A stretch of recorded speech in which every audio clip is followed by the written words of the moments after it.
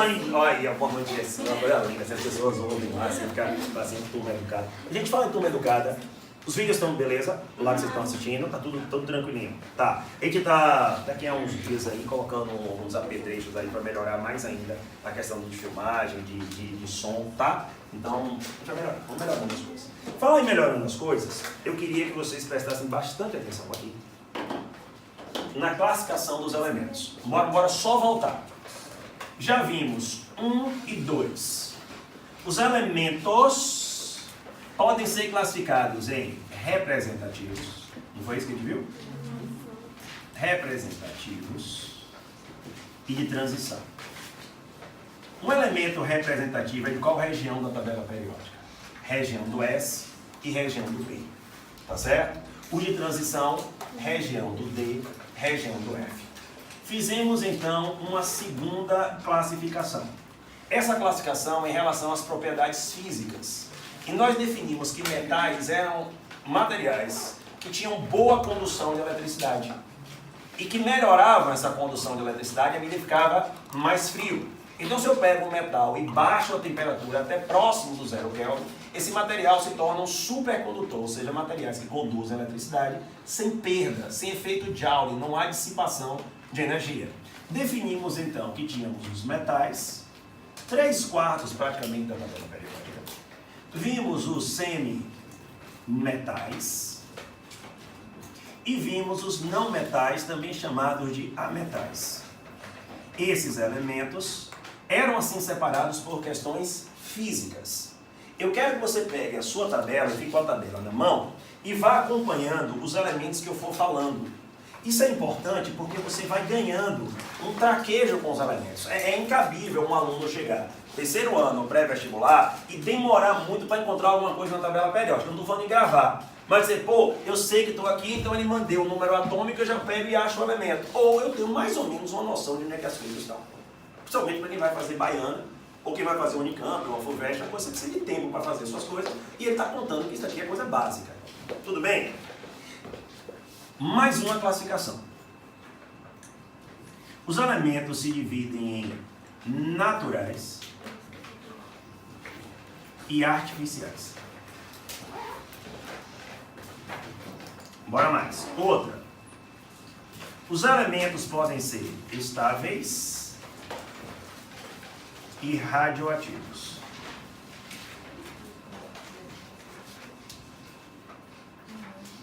Os elementos podem ser estáveis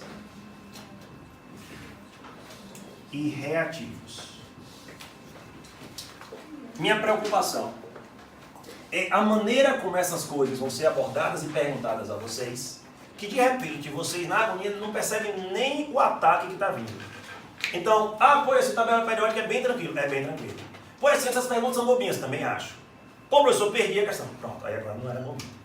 Então, a gente precisa de uma atenção especial nisso daqui. Vamos começar? O que é que vocês chamariam de um elemento artificial? Ou melhor, natural? Que é encontrado na natureza. Perfeito. E artificial? Que é produzido pelo homem. Perfeito. Olha para cá. Perguntinha bem fácil. Ó. Eu produzi esse átomo de ferro em laboratório. Tá? O elemento ferro é natural ou artificial? Eu produzi em laboratório. O elemento ferro é natural ou artificial? Gostei dessa. Primeiro, vocês acertaram. Depois eu tentei induzir vocês a errarem. E aí, ó, Carol gritou logo. Elemento é uma coisa. Porque eu mudei no meio do caminho. Eu falei do elemento, troquei e vim. Produzi esse átomo de ferro. Elemento é um conjunto de átomos do mesmo número atômico. Então, se eu produzo esse átomo de ferro em laboratório, ele não vai fazer com que todos os átomos de ferro passem a ser artificiais. A gente não pode sair da tabela periódica com confusão entre átomo e elemento. Todas as vezes que eu falo de elemento, eu já sei que eu estou falando de um conjunto de átomos isótopos, né? Ou seja, de átomos que têm o mesmo número atômico. Perfeito. Então, um elemento natural, elemento, é aquele elemento, conjunto de átomos, que existe na natureza. Artificial, aquele elemento produzido pelo homem.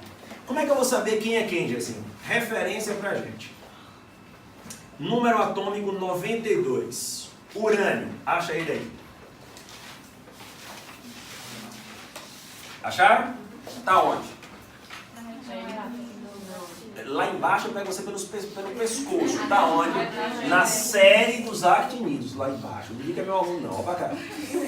Na série dos actinídeos. Perfeito. Então ele está dizendo para você assim, ó. Ele faz parte, tá gente? Uma bolinha fechada aqui. Antes do urânio, os elementos são naturais. Opa! 92. Depois do urânio, os elementos são artificiais.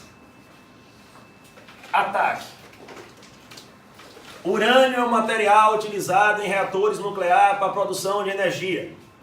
Como o urânio é um material escasso na superfície terrestre, seria bastante interessante prospectar outras formas de energia, como por exemplo, encontrar minas de plutônio. Marca ou não marca? Não marca. Porque eu não tenho como achar uma mina de plutônio.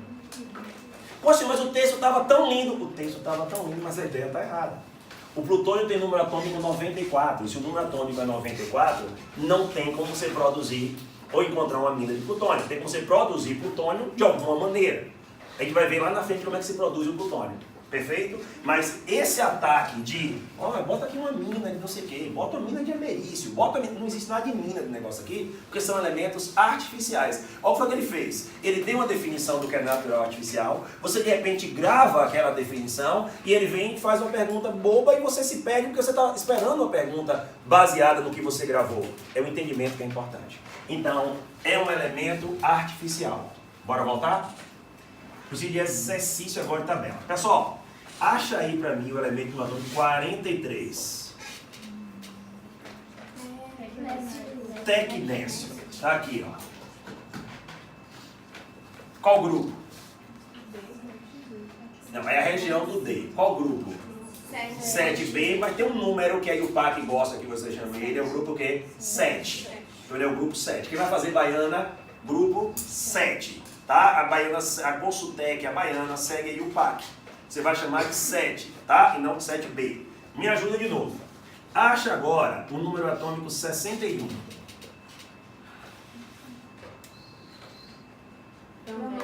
Promécio. Nos lantanídeos. Também chamados de terras raras.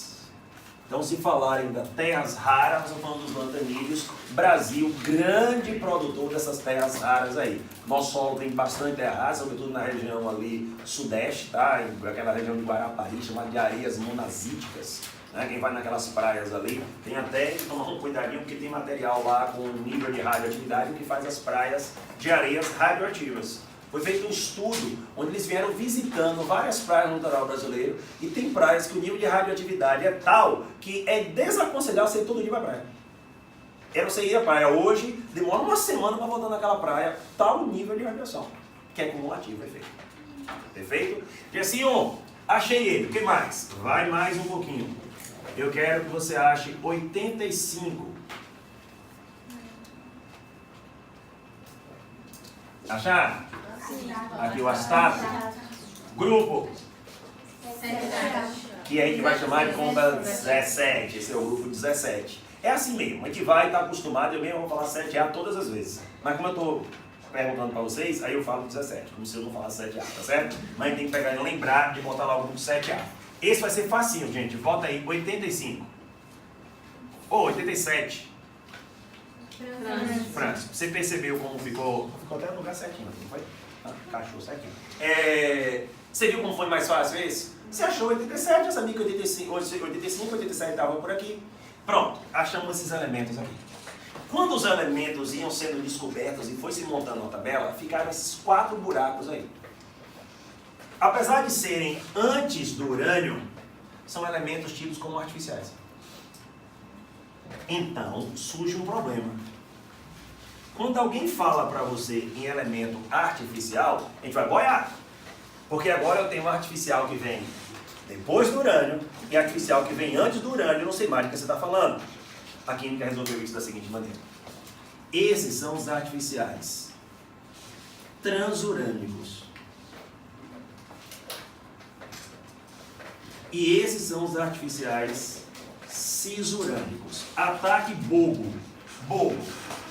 Fazer com que você pense que cisurânico é sinônimo de natural. Não. Cisurânico e transurânico são elementos artificiais. Perfeito? Outro probleminha para a gente resolver aqui agora. Esses dois aqui aparecem como consenso. Tem vestibular que não considera os 4. Tá? Você vai lidar com a ideia dos 4, eu tive que te mostrar mais do que o normal. E assim, vem cá, se eu tiver mais numa prova, e se ele botar os 4, você dá uma olhada nas outras letras lá para ver se dá para eliminar alguma coisa e marca. Vestibulares como o FUVEST, Unicamp, Enem, eles não vão ficar com picuinha não. Ó, isso daqui as pessoas não têm consenso. Ele vai dizer, consideram 4 elementos ou 3 elementos artificiais. São eles. Aí você já sabe como é que você vai lidar. Ele vai deixar claro como é que a coisa vai funcionar. Tudo bem? Então, esses são os transurânicos, artificiais depois do urânio. E esses são os cisurânicos, artificiais antes do urânio. Fechamos. 2. De hoje. Vai? Não sei.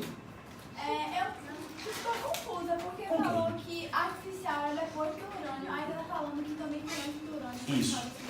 Existem 4 artificiais que estão antes do urânio. Seria tipo a exceção? Sim. Então, de todos que existem antes do urânio, existem 4 que são artificiais.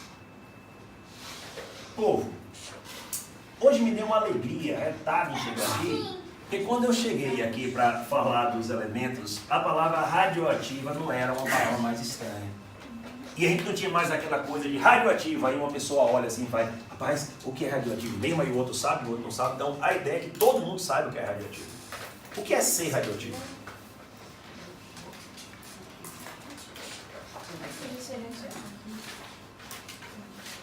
Emitir energia. Isso é ser radioativo. Na forma de ondas ou de partículas. E o que é que faz, o que é ser radioativo?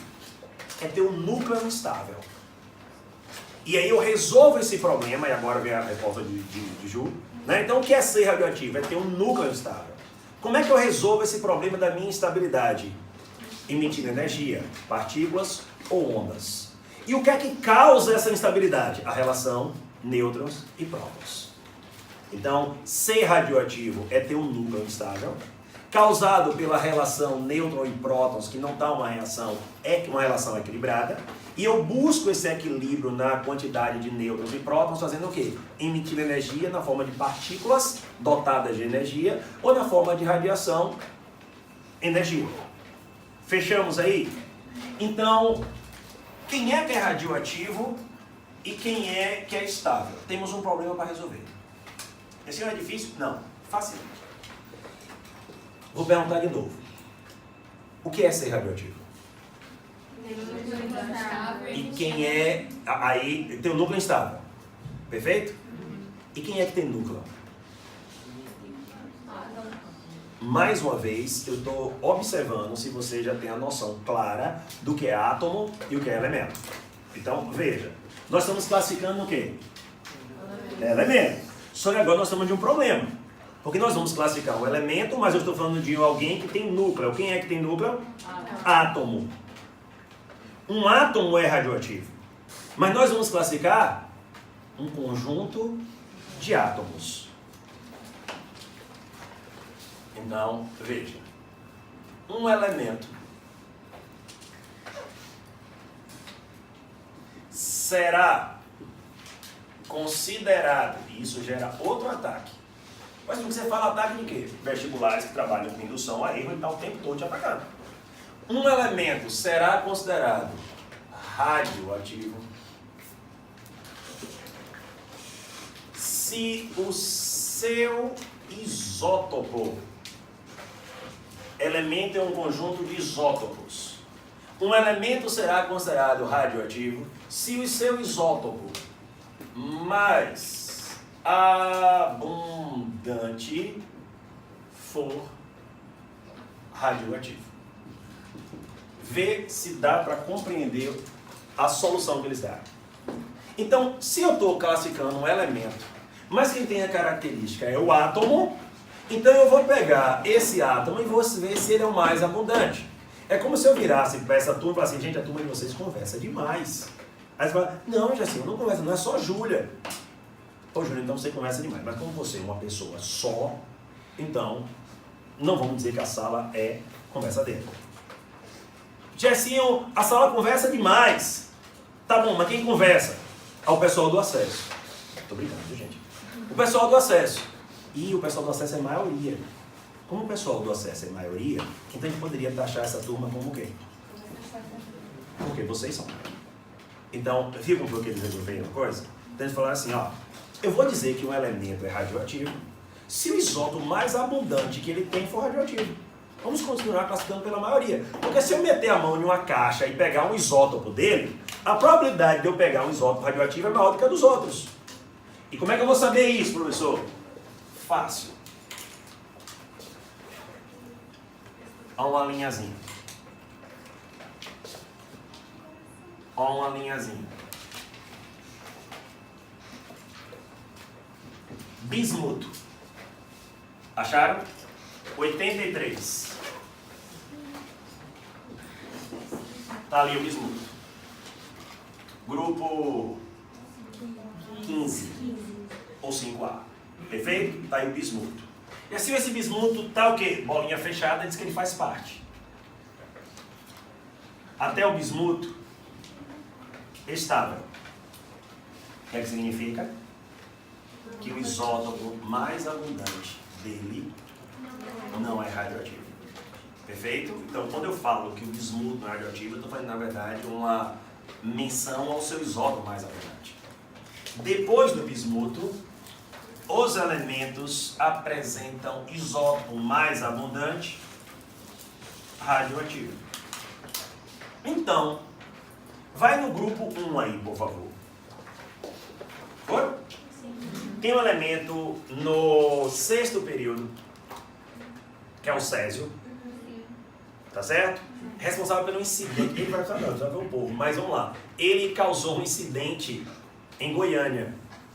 O césio emitiu radiação, essa radiação acabou contaminando algumas pessoas e matando outras pessoas.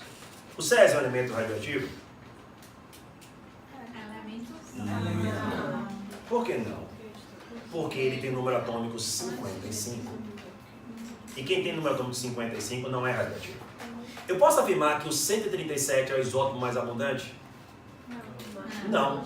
Porque o 137 é radioativo. Se ele fosse o mais abundante, o césio seria um elemento radioativo. Então, olha a colocação como viria na prova.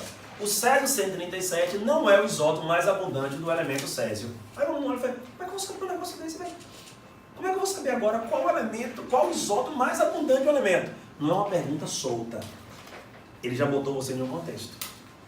O césio 137 não é o elemento o isótopo mais abundante daquele elemento. É verdadeiro. Porque ele tinha me dito antes que o césio 137 é radioativo. E sendo radioativo, se ele for o mais abundante, o césio teria que ser radioativo também. Então, assim, fechamos aqui, né? Isso. Qualquer coisa que vem depois do bismuto, por ser radioativo, significa que o isótopo mais abundante dele é radioativo. Antes do bismuto, por não ser radioativo, significa que o isótopo mais abundante dele não é radioativo. O que nós podemos, então, é antecipar possíveis perguntas. Olha para cá. Bora fechar uma ideia bem interessante que você pode ter lá no dia. 83, bismuto, 92, urânio. A primeira linha eu vou usar com natural e artificial. Vocês me ajudam? Como eu vou generalizar, eu vou excluir aí os cisurânicos, tá? Que eu vou generalizar. Antes do urânio, tudo é o quê? Natural. Então aqui é natural e aqui também é natural. E depois? Artificial. Pronto. A segunda linha eu vou ocupar com radioativo e estável. Antes do bismuto, estável. Radioativo. radioativo. Conclusão. Existem elementos naturais que são estáveis, mas também existem elementos naturais que são radioativos. Mas todo artificial é radioativo. Perfeito? E se alguém perguntasse pra gente, quais são os elementos naturais que são radioativos? Os que estão entre bismuto e urânio. Porque tem duas perguntas. Primeiro, se ele é artificial. E segundo, se ele é natural. Ou, primeiro, se ele é natural. E segundo, se ele é radioativo. Então tem que estar entre uma coisa e outra coisa. Minha amiga. Por exemplo, o isótopo do césio 137 que você falou. Isso, que é radioativo. Que ele é radioativo. Então o elemento pode ser estável ou radioativo. Dependendo do numerador? Não. Sim. Peraí, tem um cara de pergunta aí no meio de sua colocação. Vou dar um exemplo. O hidrogênio tem esse isótopo e tem esse isótopo. O prótio e o trítio. Esse existe em 99% dos casos. O de cá é traço. Esse é radioativo. O hidrogênio é um elemento radioativo? Não. Porque o isótopo mais abundante dele não é radioativo. O césio tem vários isótopos. Um deles é o 187, que é radioativo.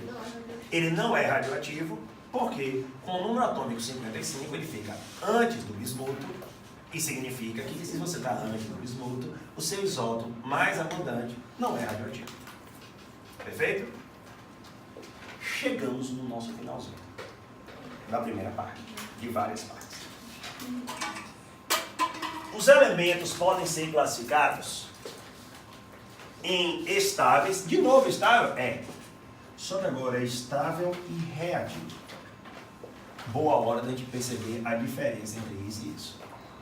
Aqui eu tenho um problema na eletrosfera. Eu sou reativo. Eu vou fazer reação. Aqui eu tenho problema do núcleo. Eu sou radioativo. Eu vou fazer reações nucleares. Eu vou emitir partículas ou energia. Reativo. Problema na eletrosfera. Eu vou ganhar, perder ou compartilhar elétrons. Radioativo. Problema no núcleo. Ficou clara a diferença? Eletrosfera, reativo. Radioativo, núcleo.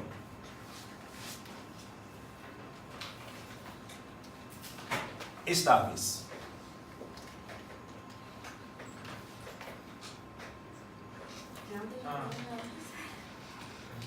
Sim, já definimos. Agora, quem é? Antes do bismuto. Não. Aqui é radioativo. Tá. Eu quero estáveis. Gases novos. Opa.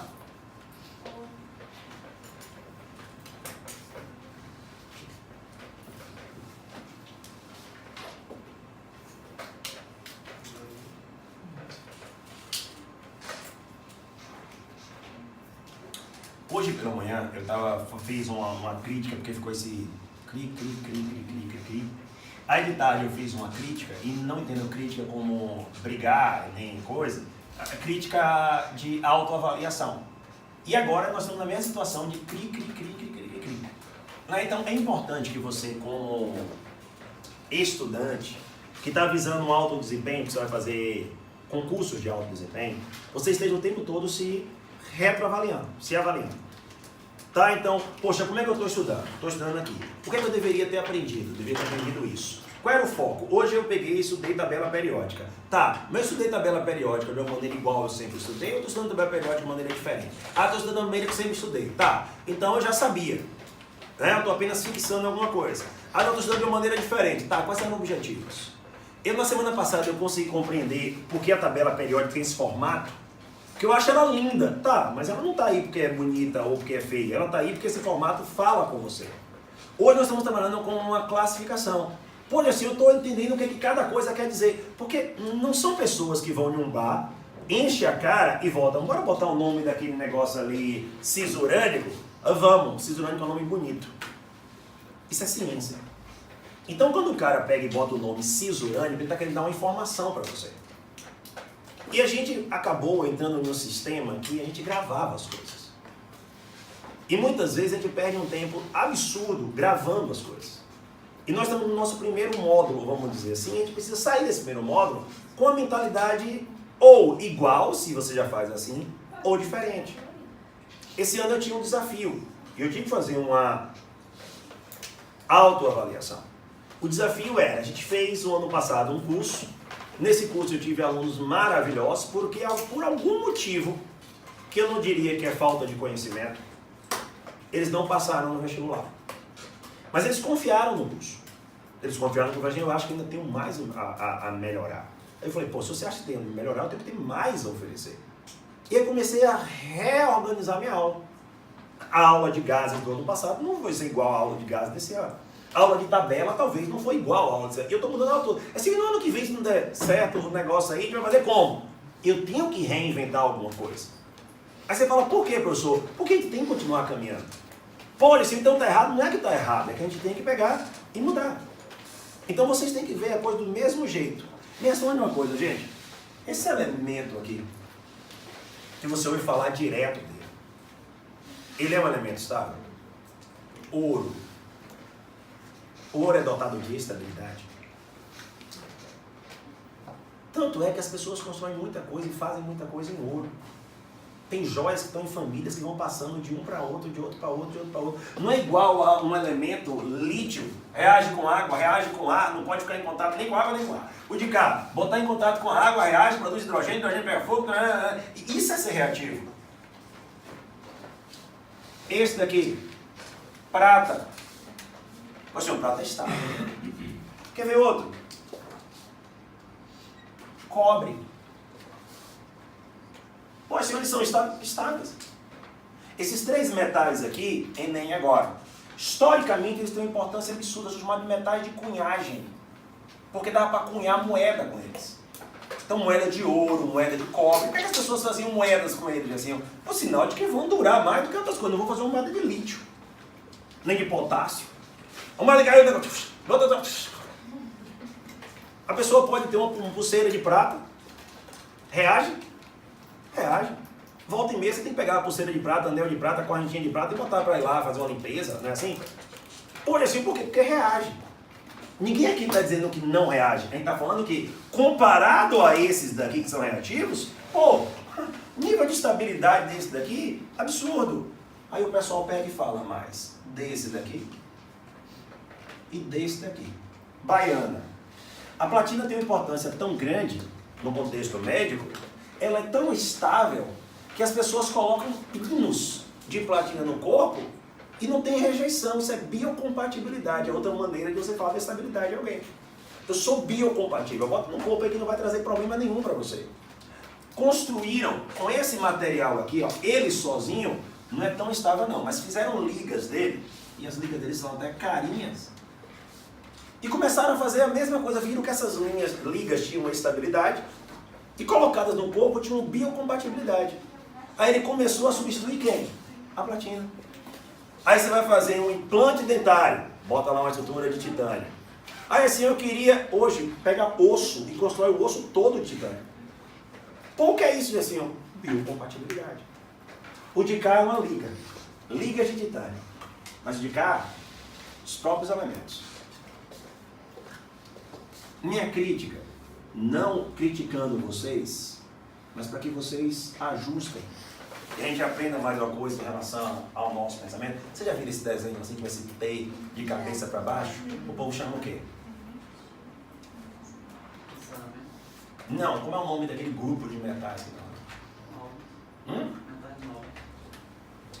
Você está entendendo, gente?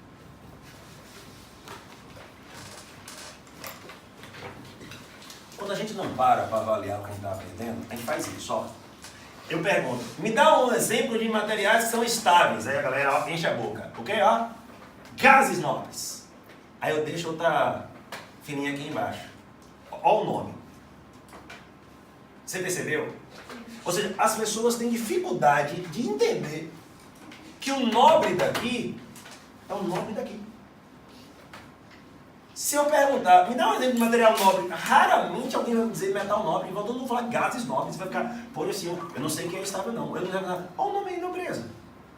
Então, muitas vezes a química vai usar essa palavra nobreza para te indicar alguma coisa. Enem. Ó, esse daqui é o ouro. O ouro é um metal nobre. Ele quer perder elétron? É reativo, gente? Então não quer perder elétron. O ouro perdeu. O que é que ele vai querer fazer agora? Automaticamente. Ganhar. O sódio quer perder. Reativo. O ouro não quer perder. Se perder, ele quer ganhar. Aí o Enem faz assim, ó. Sabendo que o ouro é um metal nobre e que o sódio não é, se eu montasse uma pilha do ouro com sódio, o elétron iria para quem? Aí o aluno faz. Ele não me deu os potenciais de redução nem de oxidação. Como é que eu vou montar essa pilha agora, se eu não tenho informação? Dado a nobreza dos elementos. Eu não sei o que é a nobreza dos elementos. Está entendendo? Uma questão ridícula. Não precisava fazer cálculo, não precisava fazer nada. Era só pegar e avaliar uma informação que ele está dando. Aquilo ali é um material o quê? Nobre. A nobreza não fala sobre não reagir. A nobreza fala de uma capacidade de reação diferente dos outros que são muito reativos. Fizeram uma pergunta hoje aqui pela manhã, que eu vou pedir a vocês aqui licença rápida para apresentar. Ó. Aqui é a aula que eu estou roubando dos meninos lá da minha oitava, tá? Então, respeite os bichinhos aí. Olha pra cá. Opa. Pessoas, isso daqui é cobre, ó. Quando se fala em cobre, ferro e alumínio, vocês estão diante dos metais mais importantes da prova do Enem. Ferro, cobre e alumínio. Se você estiver andando na rua e tiver um doido falando sobre ferro, você para lá, ó. Tá falando de que mesmo aí? Porque você não sabe o que eles vão cobrar. Ah, então eu vou gravar tudo. Você pode gravar tudo e perguntar outra coisa. Então não é para gravar. Mas tudo que fala de ferro, cobre e alumínio te interessa. Porque ele diz na prova, na matriz, que os metais que vão ser cobrados são ferro, cobre e alumínio. E não é para outro, não. Esses você precisa dominar. A gente já começou a estudar cobre. Eles tinham que estudar propriedades de materiais. Óbvio que eu fui escolher um material que eles precisam conhecer. Cobre. O cobre tem uma característica interessante, que é uma capacidade de formar fios. Isso chama de ductibilidade. Eu não estou falando de condutividade. Tem como falar formar fios, vai conduzir eletricidade. Eu não estou falando disso. Macarrão forma fio e não conduz eletricidade. A ideia aqui é formar o fio. Está vendo essas bobinas aqui? Toda de cobre. Um metal avermelhado. O interessante é que o fio de cobre também conduz a eletricidade. E aí, a gente consegue formar essas placas de circuito. Ó. Isso aqui são fios. Agora imagine a finura desses fios. Uma placa de computador. Se você pegasse um fio desse que tem na sua casa, imagine que tamanho seria o computador. Aí os caras vão e constroem caminhos, o fio é desenhado. Poxa, não quer dizer que se cortar o circuito é aberto. Isso daqui são fios, ó. Ele vai desenhando os fios. Aí para você ver. Isso é uma lâmina de cobre. Mostrando que o cobre também tem outra característica, além da ductibilidade, que é a maleabilidade. Capacidade de formar lâminas. Tá certo? Então o cobre, ele forma lâminas também. E aqui você está passando uma prensa, e essa prensa aqui, ó, ela vai gerando exatamente por pressão essas lâminas de cobre. Maleabilidade. Maleabilidade é formar lâmina. Quem se confunde muito com plasticidade. Plasticidade é você pegar e dar forma diferente a ele. Um cirurgião não é um cirurgião maleável, ele é um cirurgião plástico. Ele pega e fala assim, você quer nariz desse jeito? Bota o nariz desse jeito. Você queria fazer o quê? Eu quero a bunda desse jeito, peito desse jeito, peito desse jeito, braço desse jeito, braço desse jeito. Ou você faz o que quiser. Do que você quiser, eu boto do jeito que você quiser. Porque eu faço plástica. Eu dou forma às coisas. Eu tenho um polietileno, que é um polímero. É um plástico, que eu pego e dou forma ao polietileno. Maleabilidade é formar lâmina. Até aqui, beleza? Uma característica também interessante do cobre, o cobre é um metal que mesmo que a gente falou? Nobre. Em lugares muito frios, as pessoas colocam placas de cobre em cima das casas. Porque durante o dia o sol bate, a placa de cobre esquenta e passa esse calor para onde? Só que o cobre exposto às intempéries climáticas, ele oxida. Ninguém está falando aqui que uma coisa nobre não reage. A gente está dizendo que reage com mais dificuldade do que os que são reativos. Está ficando claro para vocês? Essa coloração azul aqui, ó, essa pátina, como a gente gosta de chamar, ó, isso tudo é cobre oxidado. Para fixar mais ainda esse negócio, eu trouxe uma imagem que vocês conhecem. A Estátua da Liberdade ela não é feita de concreto, ela é feita de cobre. Ela é folheada a cobre.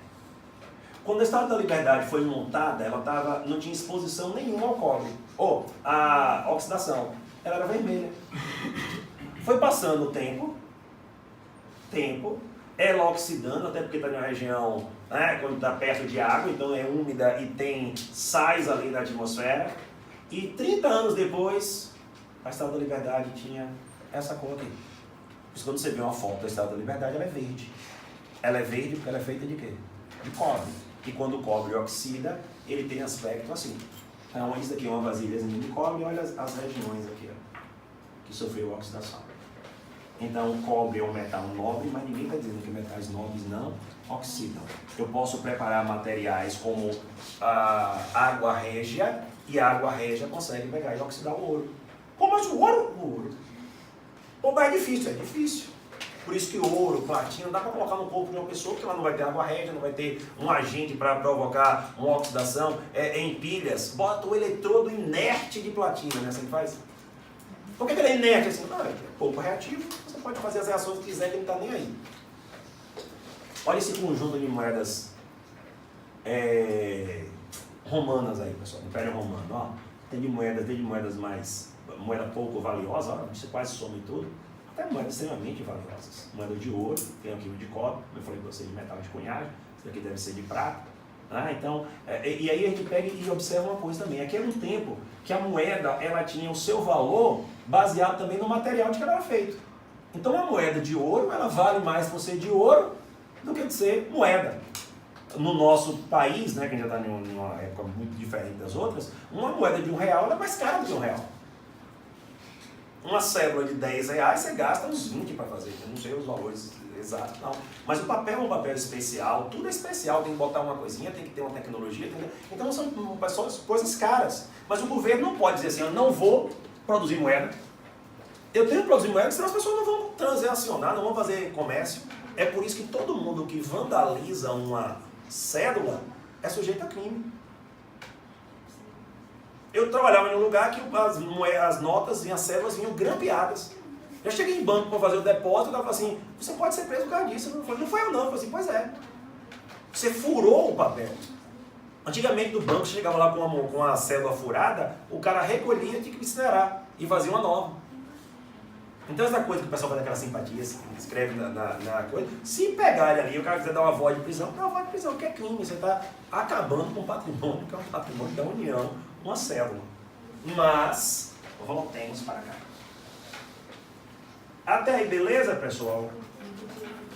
Fechamos nossa primeira etapa aí, tabela periódica. Tudo tranquilo? Ótimo. Cadê o povo? Vai tirar a foto? Fazer uma coisa? A foto. Deixa eu apagar aqui para vocês tirarem a foto em paz de vocês.